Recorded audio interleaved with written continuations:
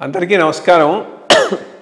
ఆంధ్రప్రదేశ్ రాష్ట్రంలో ఈ వారంలో పెక్యులియారిటీ చోటు చేసుకున్నది. సాధారణంగా ఏదైనా ప్రభుత్వం ఎలక్షన్లకు పోతూ ఉంటే ఇంటర్మ్ బడ్జెట్ను ప్రవేశపెడతారు.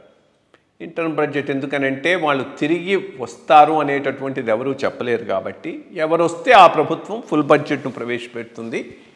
ఆ పీరియడ్ వరకు బడ్జెట్ ప్రవేశపెట్టి అప్రాప్రియేషన్ బిల్లు జరగనిది, పేమెంట్స్ అన్నీ ఆగిపోతాయి, ఏమీ రావు, శాలరీస్ కూడా వచ్చే అవకాశం ఉండదు. కాబట్టి ఇంటర్మ్ బడ్జెట్ ఒకటి ప్రవేశపెట్టి అప్రాప్రియేషన్ బిల్లు ప్రవేశపెట్టి నార్మల్ రన్నింగ్ ఆఫ్ గవర్నమెంట్ ఎలక్షన్ల దాకా చూసుకుంటారు. ఎలక్షన్లు అయిపోగానే ఫుల్ బడ్జెట్ను అందరూ ప్రవేశపెడుతూ ఉంటారు. కేంద్రంలో మనం అదే చూసామంటారు. ముందు ఇంటర్మ్ బడ్జెట్ నిర్మలా సీతారామన్ గారు ప్రవేశపెట్టారు. ఇప్పుడు ఫుల్ బడ్జెట్ను పెట్టడం జరిగింది.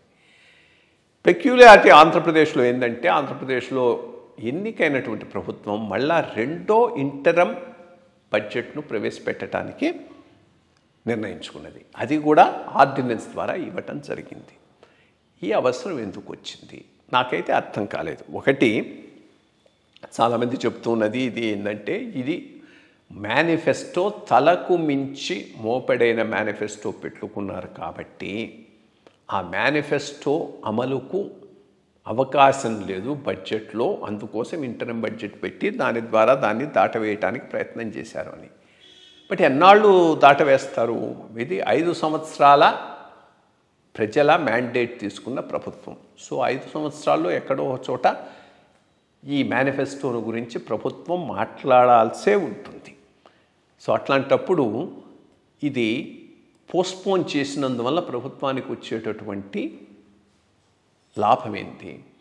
మేబీ ఈ లోపల పబ్లిక్ ఒపీనియన్, ప్రజాభిప్రాయాన్ని బిల్డప్ చేసి రాష్ట్ర ఆర్థిక పరిస్థితిని వివరించి మేనిఫెస్టో నుంచి తప్పించుకొని డ్రాస్టిక్గా కట్ చేసి ఏదైతే చేయటానికి వీలుంటుందో వాటి వరకే కన్ఫైన్ అయ్యి ముందుకు పోదామనేటటువంటి ఉద్దేశం ఉండొచ్చు. అదో ఉద్దేశం ఉండొచ్చు. నేను ఇంకో రకంగా ఆలోచిస్తూ ఉన్నాను. ఒకటి, కేంద్రంలో బీజేపీ బలపడే కొద్దీ ఆంధ్రప్రదేశ్ రాష్ట్రానికి బార్గెనింగ్ పవర్ తగ్గిపోతుంది. కేంద్రంలో బీజేపీ బలహీనపడే కొద్దీ ఆంధ్రప్రదేశ్ రాష్ట్రం అంటే టీడీపీ బేసిక్గా వీళ్ళకి 16 ఎమ్మెల్యేలు ఉన్నాయి కాబట్టి ఆ బార్గెనింగ్ కెపాసిటీ ఒకటి ఉంటుంది. వాళ్ళు బలహీనపడితే వీళ్ళ బార్గెనింగ్ కెపాసిటీ పెరుగుతుంది. త్వరలోనే 2-3 ఎన్నికలు ఉన్నాయి. మహారాష్ట్ర ఎన్నికలు, హర్యానా ఎన్నికలు. సో హర్యానా, మహారాష్ట్ర ఎన్నికల వరకు వేచి ఉండి ఆ ఎన్నికల్లో బీజేపీ సరిగ్గా పర్ఫామ్ చేయకపోతే ఎక్కువ ప్రెషర్ పెట్టి క్యాష్ గ్రాంట్స్ తెచ్చుకొని మేనిఫెస్టో ఇంప్లిమెంట్ చేయాలనేటటువంటి ఉద్దేశంతో ఆంధ్రప్రదేశ్ కూటమి ప్రభుత్వం ఉందా అనేటటువంటి అనుమానం నాకు కనిపిస్తూ ఉంది. మేబీ అందుకోసమే ఇప్పుడు ఇంటర్మ్ బడ్జెట్ పెట్టుకొని ఈ 4-5 నెలలు సాగించి ఆ పైన వచ్చేటటువంటి ఎన్నికల ఫలితాలను బట్టి బీజేపీకి గనక హర్యానా, మహారాష్ట్ర లాంటి రాష్ట్రాల్లో కనుక సరైనటువంటి ఫలితాలు రాకపోతే అప్పుడు ఎక్కువ ప్రెషరు కేంద్ర ప్రభుత్వం మీద పెట్టి గ్రాంట్స్ తెచ్చుకోవాలనే ఉద్దేశం ఉండొచ్చు.